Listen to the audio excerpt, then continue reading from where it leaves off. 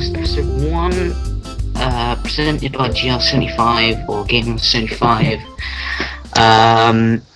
With us today, you have me, your host Troy, you have your co-host George.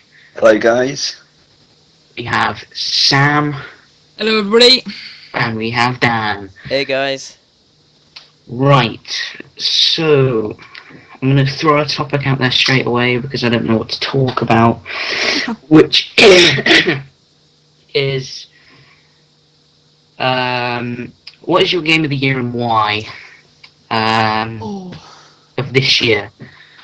I'm going to throw one out there right now. I'm probably going to go with GTA 5, as most people probably will. Yeah. Probably. Yeah, GTA 5, very good game. I love it. Even though it's got a few major, bugs on it. It screws up, and the logic sometimes gets a bit fucked up. It's still a very good game and very enjoyable. Yeah, I agree. I think one thing which is a real big disappointment for me is the online. Yeah. Now, They made it all. didn't they? Yeah, they made it all think about it's going to be all glamorous and everything's going to be perfect and things They like also that. had But And it had a load of bugs at the start. Yeah. When it first released. Well, one thing I do like about GTA Online is the fact that over the next 2 or 3 years they're going to make it bigger. They're going to add in more cities and more stuff to do. And I think the first city they're probably going to add in is Liberty City. Yeah. From GTA 4.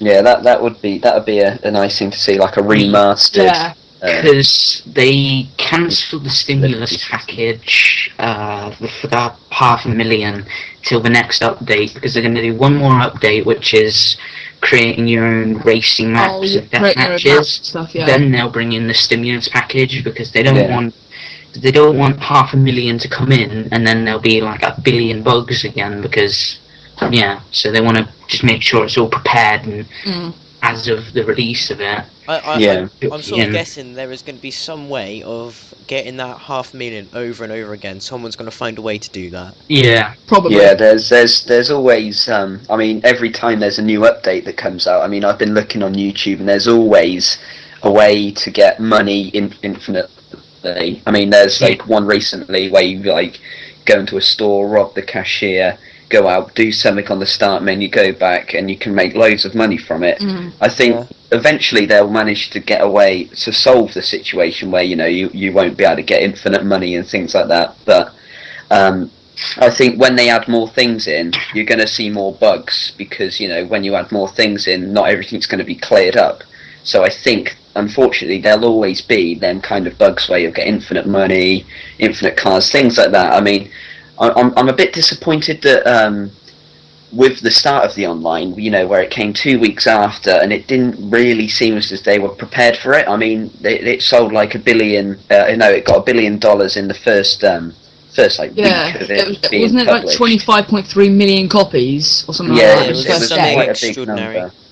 And then they obviously didn't realise that they were going to get to that, and then they did. So that's probably why the online was a little bit off when it first got released 2 weeks after the main release, because it came out on the 1st of October, was it? 1st of October?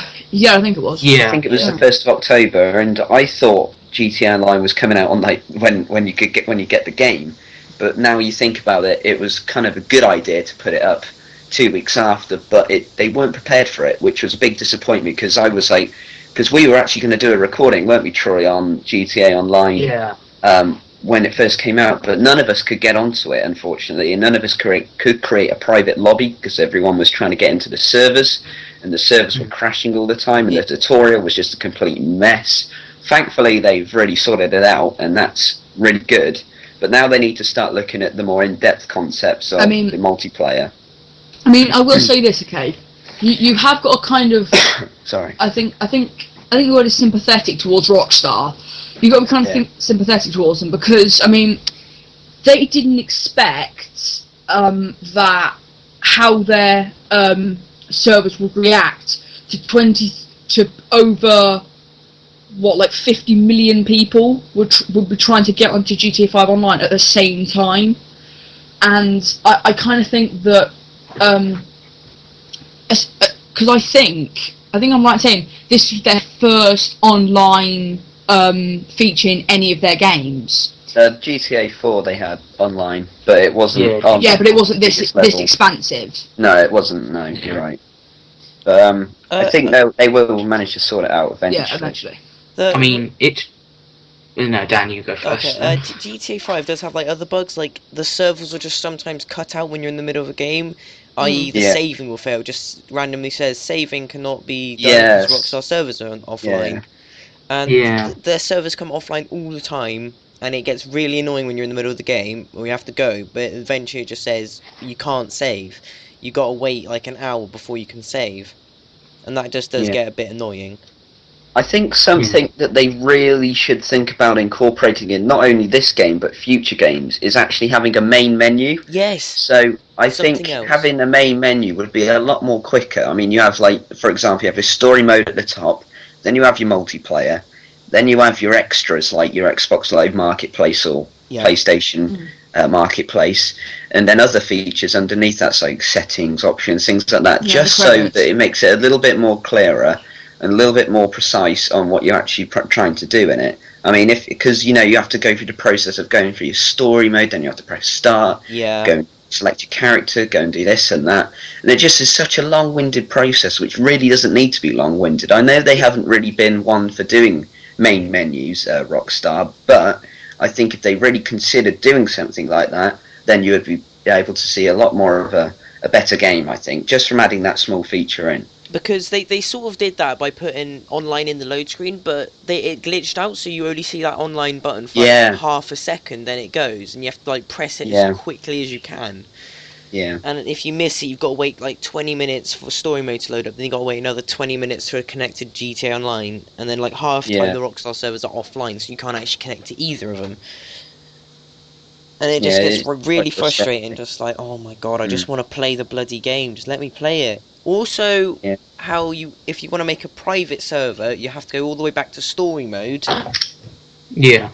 And then back in. I just want that to be on the main menu when it says find new session. But the positives of the game is that the size of the map into the current generation consoles is ridiculous. I mean, you've got such a detailed map, such a massive map. I mean, you're constantly exploring new things every time you play, which is just amazing, really. And like the movies. Yeah, I mean, we went into the movies like a couple of days ago, and we watched some of the weirdest films ever. But it's just them features. You see everything new, and when they're going to add like new cities, new islands, new vehicles, things like that, you're always going to be refreshed with good content coming out from Rockstar, which is really good. If they add like new cities, so is that going to also be added to story mode as well? No, just going to be online then. From what I've heard, it's just for the GTA Online portion. So, because I don't think they really want to take. I mean, obviously they are taking a massive amount of time to put in new maps. Like, obviously, Liberty City's probably going to be put in, and they've got to put that to the new graphics. But I don't think they really want to also, by doing that, want to go through the massive amount of effort.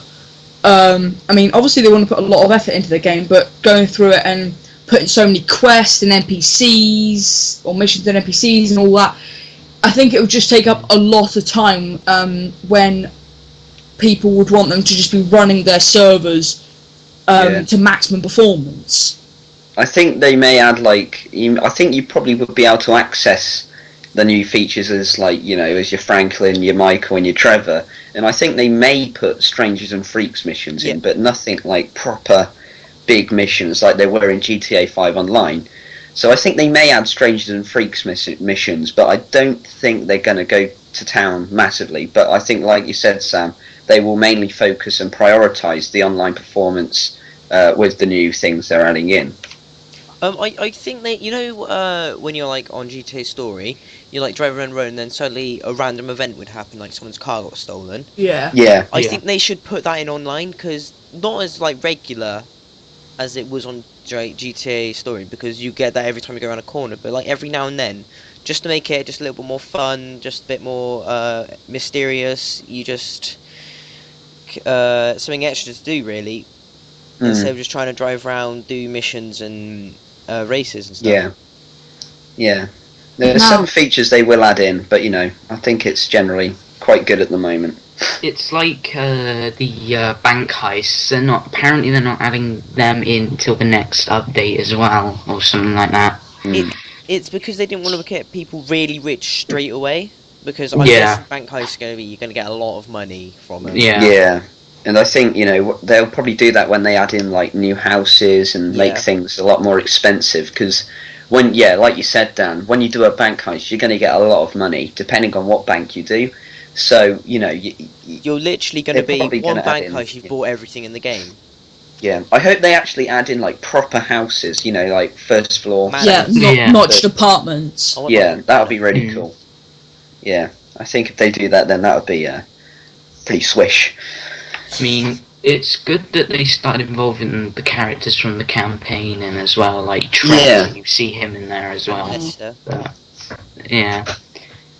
Because I don't like games where you have such a big thing happen in the single player, like a huge bank heist that happened in GTA 5, and then these multiplayer characters coming in, then you're never ever going to see the single players again. Or the single player characters again. Anything that impacted like a massive bank heist, you sometimes hear it on the news. Yeah. Now, which would be good. Has anyone else got any other games that they think could, I'd say, rival GTA 5 for your game of the year? I heard COD Ghosts wants to try and beat the 1 billion in a couple of days thing that GTA 5 did, but to be honest, I don't think it will. Yeah, I agree. I personally think the only game that's going to try that might give GTA 5 a little bit of competition when it comes to the sales is Peggle 2. You're obsessed with Peggle 2, man. It's a great game. But oh my god, I'm gonna say Battlefield 4. I think might give GTA 5 a little bit of competition when it comes to the sales. But I don't think that the COD Ghost or Battlefield 4 is going to sell as much as many as GTA 5 did. Because GTA 5 has been waiting for ages. They've been really building up the tension. They sort of dropped it when it first came out, but it's now rising again because lots of people are enjoying it. They're having lots of fun on the game, and more people are buying it because they're hearing good things about it. Yeah, because the last GTA game before GTA 5 was in 2008, I think, with GTA 4. 6, I think. No, I thought it was 08. I thought it was 07 or 08, yeah. I'll have a look right now. I'll search it. Okay. Here we go, it's the race. Frantic here we go. Race. Yeah, 2008, it was 2008. Yeah, 2008, I was thinking that. So that's quite a while between the last game and this game, so that's why it sold so many. And GTA 4 was actually quite good considering the time that it was in. Yeah. And, I thought that was quite a good game. Everyone thought that when it came out that it was the best game for... I think they said it was the best game that was going to be on that generation of console because it was so expansive and all of this. But then... The one thing that I will say is the fact that the one thing I didn't like about GTA 4 was kind of the graphic style. It was a bit it was a bit dull. Yeah, it was a bit dull and seemed like it was seemed like the lighting they used was a bit bland. That's the word I'm looking for. Yeah. Yeah, I agree. Yeah. So luckily GTA 5 is a lot more colourful. Because on GTA 5, when you're like a plane or a helicopter going over the city, it's just like an amazing colour of lights, isn't it? Yeah, there's so many lights. It's quite a beautiful game, actually. Yeah, and when you're in the hills and things like that, it is a really nice game. But I think that's time to move on from GTA 5. GTA 5. Troy? Well, one more thing about GTA 5 before we move on is a game that I think visually is going to rival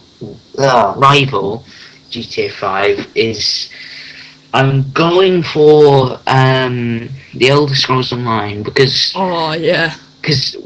the graphics for that game is good. I mean, it may be a little bit unfair because it's on the next gen, but comparing the two, if they're on current gen, it looks visually pretty similar. And I mean, there's not many games that can rival GTA 5. Looking forward to. I think we all are looking so forward to almost a GTA 5 Online, the Elder Scrolls Online. Yeah. So Troy, take us on to our next topic. So we could spend all podcast talking about GTA 5. Right. What I'm thinking about going on now is to PC gaming and the people moving over from Xbox to PC or PS3 to PC. Yeah. Discuss. Well, right. A lot of my friends going over to PC gaming. I'm not sure whether I will. I think I'll always have an Xbox. I don't think I'll ever go no more Xbox, never playing on that again. Yeah, I think I'm the same as Dan. But if I do get a PC PC, I will probably play it more than I will with my Xbox. But like, there's a reason I would never not play Xbox, because I got lots of friends on there who I enjoy playing with, and I find Xbox was like the first game console I had, so it's just sort of my home for me. And also the games on super. The games, I find that a controller is more easier to use than a keyboard. Yeah.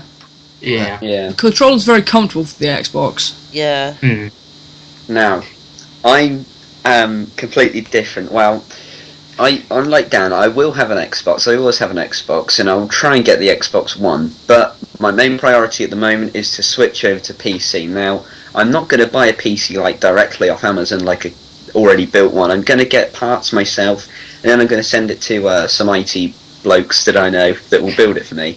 So I'm actually going to switch over to PC, because I think, PC games are looking a lot more promising now. I mean, if you were to tell me a couple of years ago, what would I rather do? I'd rather be on the Xbox, because the games on the Xbox are a lot more better at that time than they are on the PC at this time. Now on the PC, you're getting so much more stuff. I mean, Battlefield 4 is a game that I really look forward to. Just playing that on the high settings is just going to be wonderful.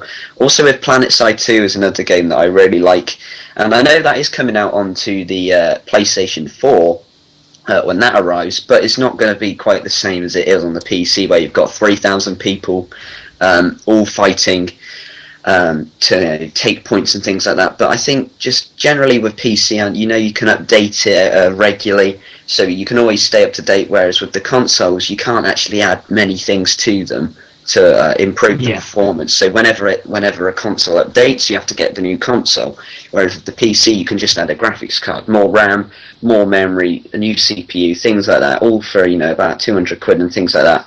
But that is quite good. I think I just prefer it, because you've got so much stuff. You've got your keyboard, your mouse, you've got your monitor. It just seems a lot more, I'm not going to say professional, but it seems a lot more wholesome. You've got everything there. You feel ready. You feel like, and as a gamer, it feels a lot more professional. Whereas with the console, you've just got, it seems a lot more casual with the console. But I'll always have a console, and I'll probably end up getting the Xbox One like midway through next year when I get a bit more money. But around Christmas time, I'm going to be trying to get a gaming PC sorted out, because it just feels a lot more proper, So I don't know what your guys' thoughts are about that, but I certainly know my thoughts are with PCs at the moment. Troy, do you want to go first? Oh, PC game, right. I have decided that I might get a PC. I'm just not too sure. I mean, I am going to get the Xbox One hopefully for Christmas or my birthday. So I am thinking about getting a PC for both like recording and like playing games, because I'm not too sure if I'm going to get a desktop gaming PC or a laptop, like a Razer Blade one or something like that, because I don't want to go full blown into PC gaming, because I would like to stay 50-50, so equal. Same as me then. Yeah, pretty much the same as you. So Yeah, I like that. I mean, I'm probably going to stay the same as Dan. I'll probably end up buying a gaming PC at some point, but I'll always have an Xbox, because I just feel that the controllers comfortable. It fits my hands perfectly. Like, I enjoy the games that are on there. It's like, it's just, for me personally, the Xbox is in how I like it. I think, in my personal thought, I think the Xbox is just above the PC, just because of the fact that I've had an Xbox for so long, and I've just been used to it for ages. So yeah, I'll probably get the same as Dan. Yeah. So another topic is, what would be your favourite game or most anticipated game for next year? So Troy, what do you reckon? Just saying, when you say next year, do you mean 2014. from today on or 2014? All of 2014. 2014. Shit. I'll say 2014. You can include like ghosts and stuff like that if you want to as well. For me, I've split it into two sort of categories, like arcade games and actual like AAA title or whatever they're called. And for the arcade, everyone knows what it is, so I'll just say the actual main game first. So I'm thinking for next year, it's probably going to take me by surprise, which is probably the Elder Scrolls Online, because that game is going to be huge. It's going to be like massive, and visually it's going to look stunning on the new consoles. And for the arcade game, is Pebble 2, because that game, I fell in love with that game as soon as I played it, literally. My sights locked on, and I was like, right, let's play this. It's like, oh, this game's crap. 2 seconds later, I couldn't stop playing it, like an hour straight of just the demo. It was insane. I've never played Peggle, I don't even know what it's about. And the second one's coming out, isn't it? So second one's coming out, yeah. That's what we like to see. Plenty of Peggle one way. Another game that might tie with the Elder Scrolls Online, I'm not sure if it's coming out 2014 or 2015, which is Star Wars Battlefront, the new one made by EA. Yeah, so I'm not too sure. Star Wars Battlefront was like one of the first games I had. Yeah. It was an amazing game. I loved it so much. I remember coming around your house, Dan, when we were like quite young, and we always used to play Battlefront 2 and Battlefront. It was quality because the graphics. We were like, whoa, this is insane. That time, wasn't it? Yeah, I know. Oh, it was. It was so good. Now, it was like Nintendo 64. Yeah. What about you? What's your most anticipated game? Well, I'm stuck between quite a few actually. I mean,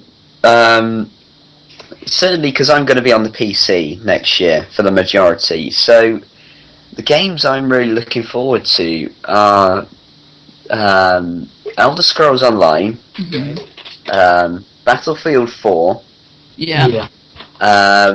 And I'm going to say this as well. I'm actually going to say FIFA 14 or FIFA 15 when that arrives, because I mean on the PC I'm not going to be using the keyboard for it. I'm going to be using the gamepad.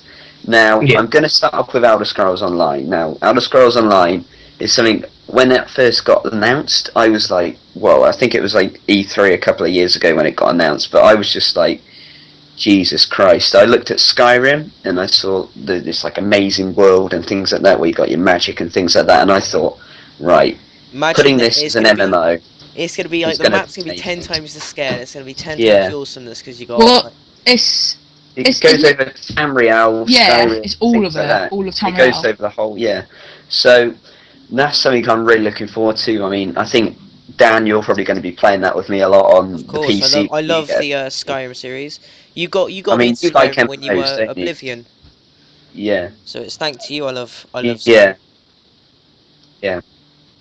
Oh, hang on, I'll be back in a second. Just give me a minute. Carry on talking about your favourite games. I'll be back in a minute. Sorry.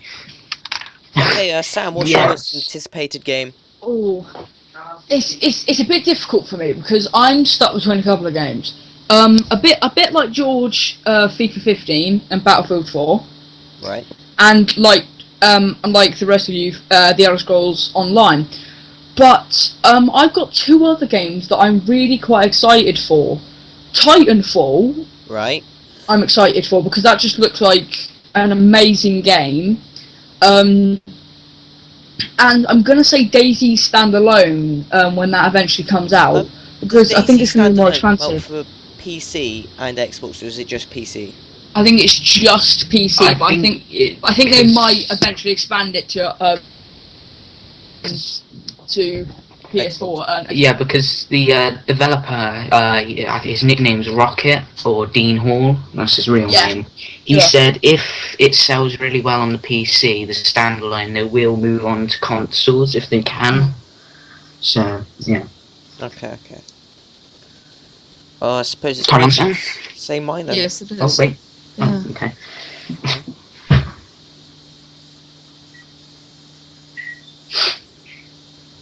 Right.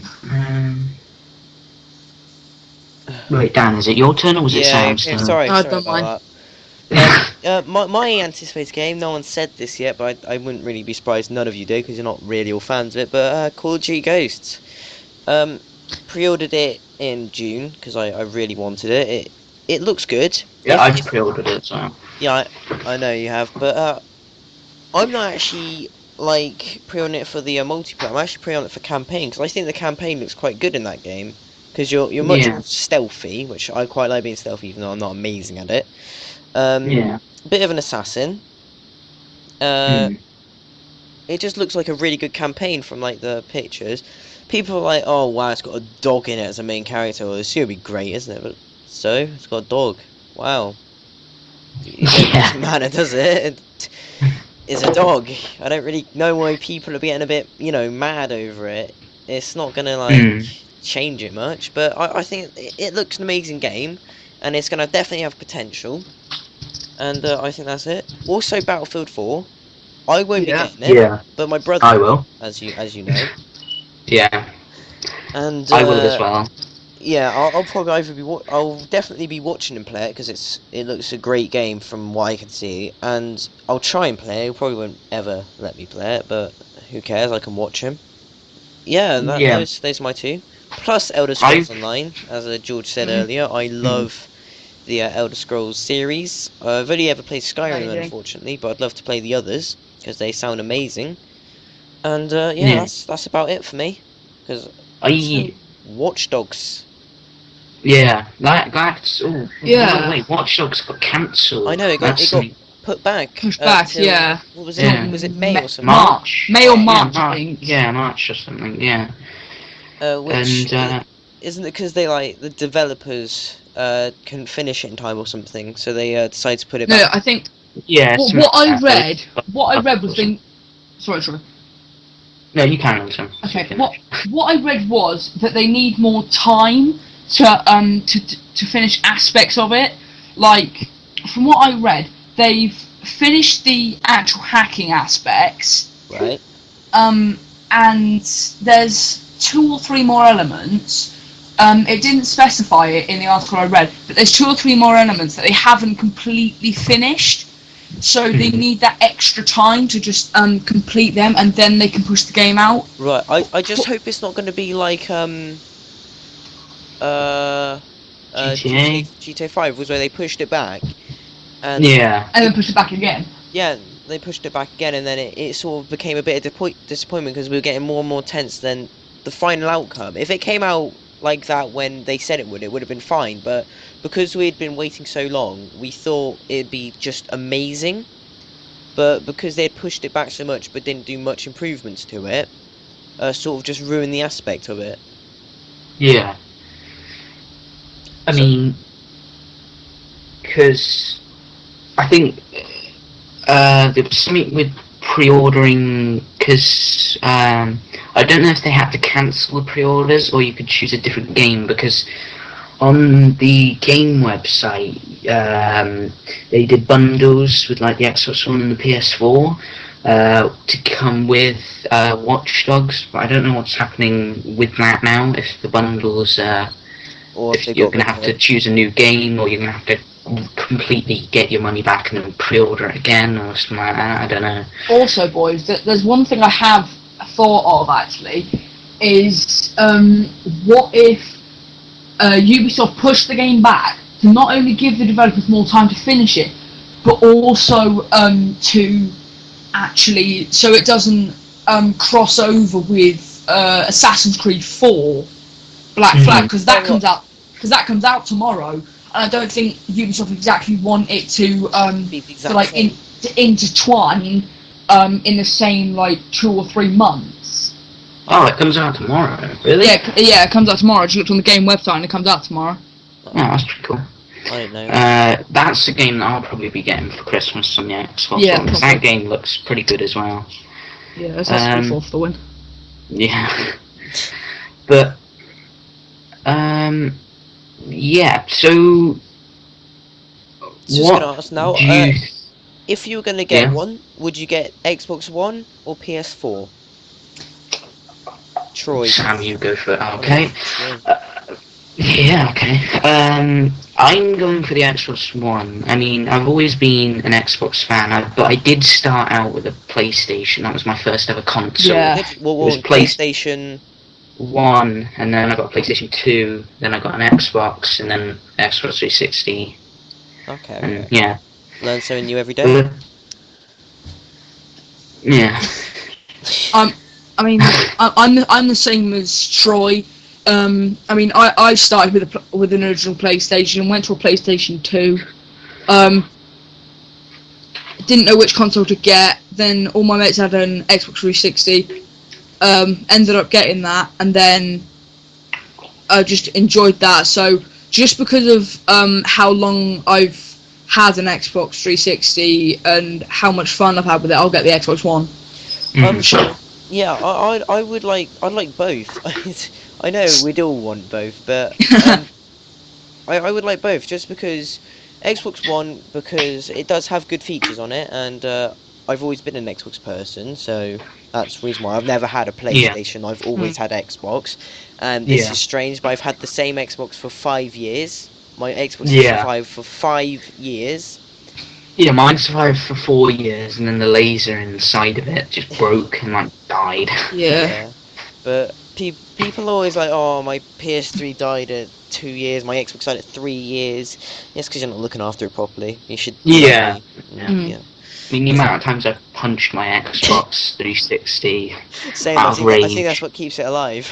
I mean, I'm surprised that my controller survived a long time for the 360. I keep on ending up chucking it at a wall when I get pissed off. What I do is I don't get angry and I don't throw it. What happens is it's attached when I go to close a door or something. It's attached to the mic lead, and so I put it on the table, and I've still got the volume control attached to me.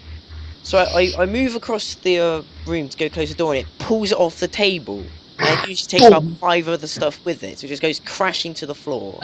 And I think yesterday the battery pack broke on my Halo 4 controller. Yeah.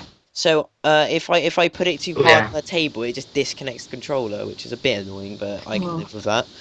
But that's one thing I actually quite like about the 360 controllers. They my cousin has got a PS3, and he says that he's had his PS3 3 to 5 years, and needs had to buy 6 controllers because when he accidentally drops it or something, they just they die.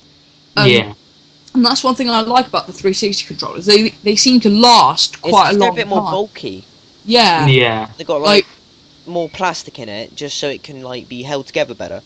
But this is my 3rd controller, just because first one actually I don't think the first one works anymore. I think I busted the bumpers. The second one was bought for my birthday, and third one was my Halo 4 one, which I bought because it looked pretty cool, so I bought that. And my second one still works perfectly fine. I can use it whenever I want. I just love my Halo 4 one because it's see-through, it's got blue lights on it, it's a really nice controller, and I just think I work much better with it, even though it does nothing different. Yeah, on the subject of Halo, or sort of on the subject of Halo, what do you think of Halo 5 after Halo 4's disappointment-ish? Well, I haven't been looking at Halo 5. Okay, I think personally, Halo 5 was 343's first real attempt at doing the Halo story. This was their first attempt. Yeah. You can't just go, well, you suck, never do that again, because it was their first attempt. They'd never done this before. They'd only gone on Bungie's experience of Halo Reach. Yeah, I mean, before Halo Reach, or during Halo Reach, all 343 were doing was just helping Bungie with the map packs. That was it. Just creating maps. That's all they were doing. And then for them to take over the Halo franchise and having to do a completely new storyline that goes on from what happened in Halo 3, must have been a big step for them to try and do, because obviously I think Halo is actually the Xbox 360's biggest franchise. I think it's actually taken over Gears of War, because when the 360 first launched, it was Gears of War. Yeah. And now it's like, it took it over by bringing Halo 3 in, because it was just so massive. But it's difficult to please so many people who buy each and every Halo installment because they love the franchise so much. What were you going to say, Dan? I wasn't going to say anything. Oh, but you were. No. But yeah, I think Halo 4 took quite a big turn in the end. I mean,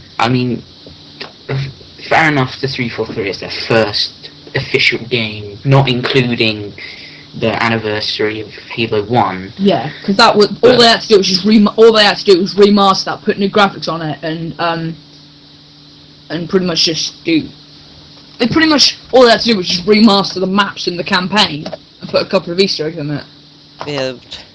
That wasn't like too hard, was it, for them? No, not really. It was like just a warm up for them, I would say. Yeah. Yeah. Just getting used to doing all the proper like editing and stuff. Yeah. But where is George? I don't know. Yeah, I don't know where George went. I was going to say, is George actually still in the call? But he is. Yeah. Oh, yeah. We can do without him. Now, one thing I do want to bring up, lads, is I'm right in saying this, aren't I? But the us three said, or all of us said, that we're going to get the Xbox One, correct? I'm back. Yeah. Guys. Right, Sorry. George is back. I just want to discuss the prices of the Xbox One. Now, it's like, where are we, guys? when the Xbox One was announced at E3 and they announced the prices, I said I was in a party with Liam, Troy, and George when the press conference or the presentation was actually going on, and they announced the prices, and we slightly talked about it, that it seems very expensive.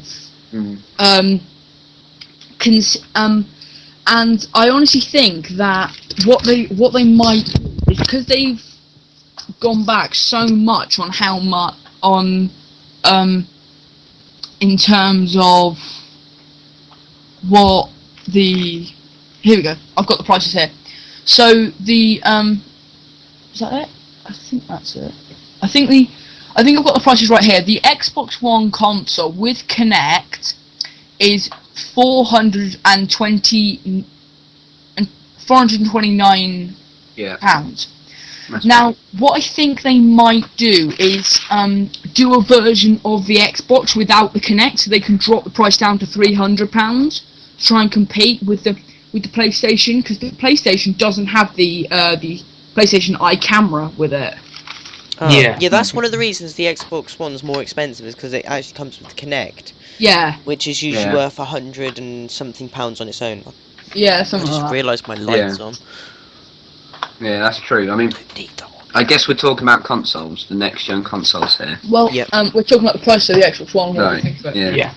Before, they're definitely going to bring out some a version cheaper of that versions, because they'll bring out like the different gigabyte versions, like 500 gig and things like that. So the price, there'll be more of price range with the Xbox than there is with the PlayStation. But I think as a console, for gaming, is the PlayStation is better because you don't have to worry about such like the multimedia things that are on the Xbox One, whereas the PlayStation 4 is more focused on gaming and it's got a little bit more power. Here we go, guys. I've got the exact prices. So you're aware that they did special editions of the consoles with a downloadable copy of the game.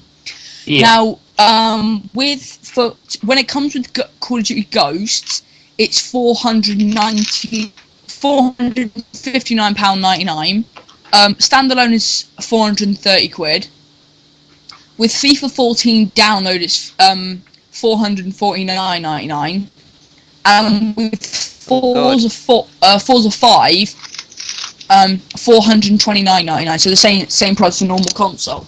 Now, I think it's a bit weird that if you have it with Forza, with Call of Duty Ghost, it's more expensive. But I guess that's because it's Call of Duty Ghost is a massive game, and Activision obviously want their share of the money from the sales. Yeah. Could I get back onto my games for 2014 because that's where I stopped. Right. Oh yeah. So I said, Elder Scrolls Online was one of my most anticipated. You also said 15 and 14. Yeah. Now, the reason why I say that is they're bringing out a new engine called the Ignite engine, which is basically they've kind of made it like real life now. I mean, the previous FIFAs have been very they haven't been particularly realistic. They've been very arcadey. Up until now, I mean, FIFA 13 and FIFA 14 have actually been pretty decent for realism, but now, with the new Ignite engine that are coming out for the next-gen consoles, it's going to be superb graphically, because, you've got there's going to be more of an atmosphere, and it's going to be more realistic with how the players react, animations, things like that, and the reason why I'm getting on the PC is that it's going to maximise the potential of it, because even with FIFA 14 and FIFA 13 on the PC, it's incredible because of the graphical potential of PCs. But I mean, like for FIFA 14 and the next games that are running on the Ignite engine for the next gen consoles is going to be really good, and that's why I'm going to get that on the PC because it's going to be a nice experience. You've got players reacting. If you've seen the trailer for Ignite, not only for FIFA but for other EA Sports games, then everything seems a lot more realistic, which is really good, and I think hopefully they can achieve what they've really wanted to set out with. I mean, I've got the details about the Ignite engine here.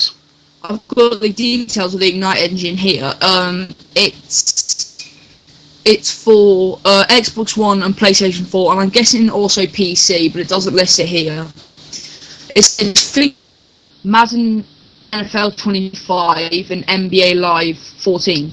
Now, I was watching an interview with one of the actual developers of the Ignite engine, and he said that when it comes to FIFA 14, what the Ignite engine is going to help with is to help improve the ball physics, and also, and surprisingly, the big thing for EA with this Ignite engine is the actual crowd reactions and how detailed the crowd look.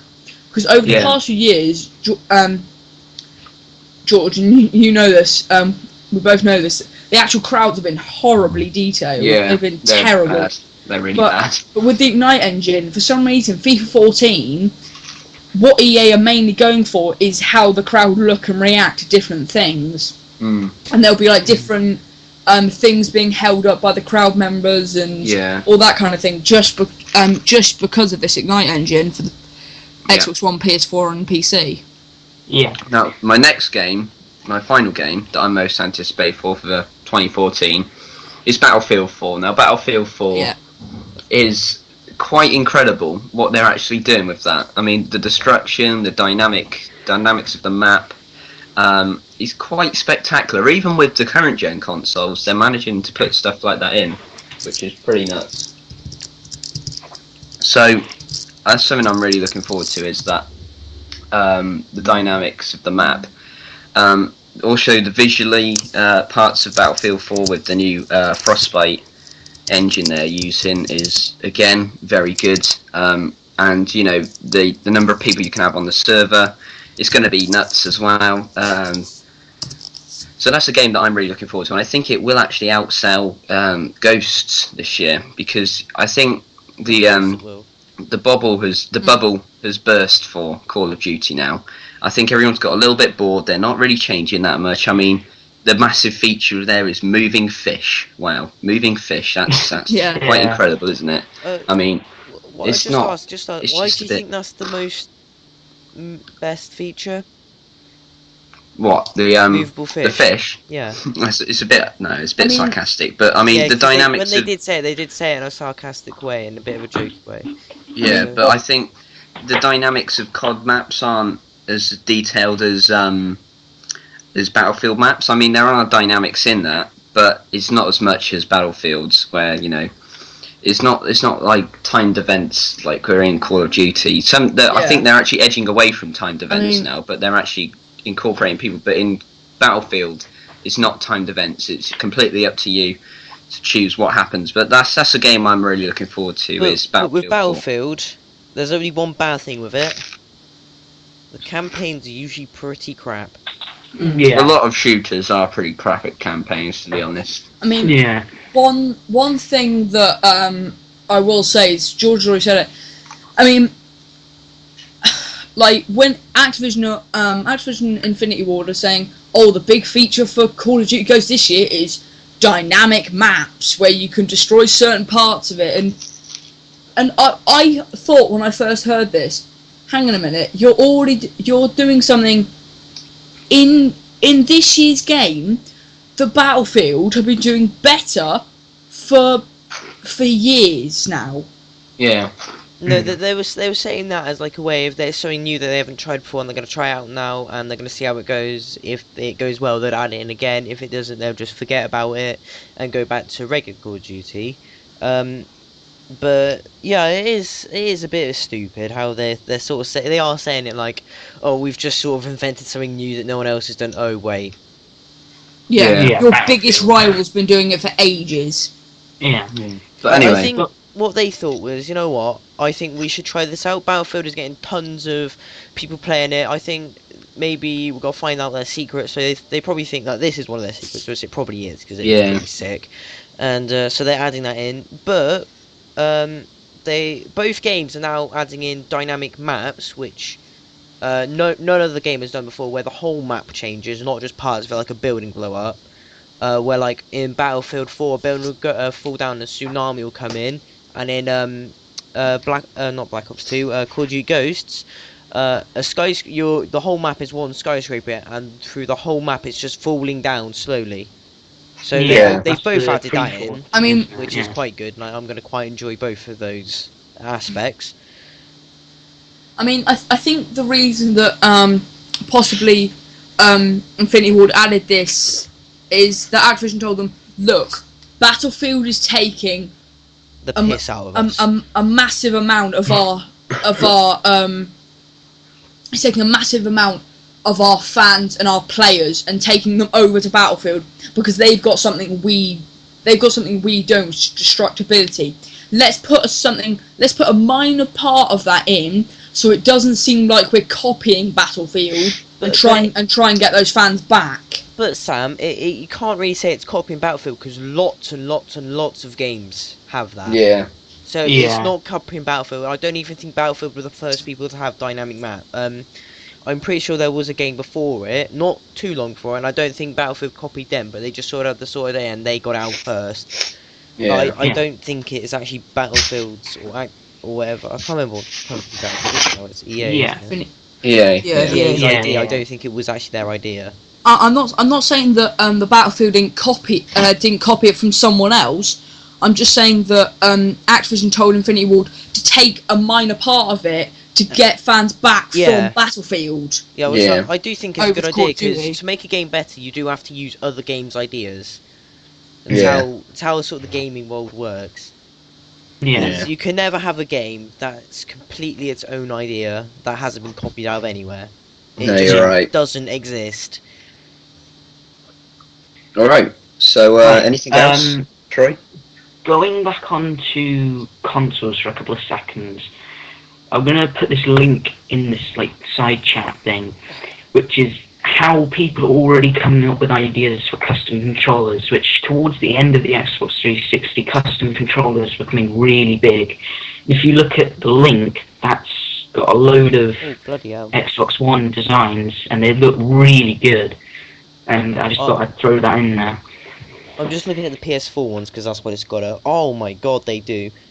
Whoa! So are these just images they've created in their minds based on the idea of these actual controllers taking pictures of? These that's like a sort of design. They've designed it. It's not official. But I mean, the thing I'm going to be doing with controllers now, which I'm planning to do, I'm not 100% sure if I will do, which is starting to collect these custom controllers, and then in about, 10, 20 years, they'll be worth quite a lot of money for a custom controller. So I'm thinking of trying that out, collecting brand new custom We'll put the link controllers. to this website in the description so you guys can check it out. This website, they've been making custom controllers for a long time now. But I think with the next generation of controllers and consoles, they're really going to step it up because. I mean, just looking at some of these basic designs, I mean, I'm mainly looking at the Xbox One controllers. They look pretty sick, and also, what I like is that on a couple of the controllers, they've actually got custom lights. Because you usually have the green light pop up, and some of them have got, red and green ones and stuff, which is really nice. Or orange. Yeah. And it just makes it a little bit more personal to yourself, because on some websites you can completely customize it, and you can have, your own gamer tag on there. I've seen some websites where you can put your own gamer tag on your control to make it as personal to you as possible. Some things that you can do as well is you can download a template of some of these websites and actually take it into Photoshop and put in the parts that you want to be customized. Then you send it back to them, and they'll do a completely personalized controller. So maybe in the future, guys, if everything goes well with YouTube, we could have our own custom controller. We probably sell them to you guys because you'd love them. You'd love a controller with Sam's face on it, wouldn't you? Dan, shut up. Yeah, and my ass being waved around on one big ass on a controller. Twerking controllers. Yeah. Okay. Perfect. New idea. There we go. It's my idea. Get away from it. Yeah. Oh Jesus. So, that's it. I think that's it. I reckon we're done. Yeah. That's actually gone on a lot longer than we wanted it to. Yeah. What's a way to end it? Putting an image of George twerking in people's minds just to end the podcast. Yeah. But how to make people like the video. If this gets 5 likes, Troy said to me earlier, if this gets 5 likes or something like that, then we'll carry on. Troy, I'll leave it to you to. Right. So, thank you for listening to the podcast. This is our first episode. I'm not too sure to decide whether. I'm not sure whether this is going to be every week. It may be every fortnight or every couple of months or something, because we can't always let Dan have the keep on uploading it and using all his internet and stuff, because it's quite a big file. Tell Joe to get off the internet halfway through this, because the voice is lagging, so I decided to do drastic measures in time to piss her off.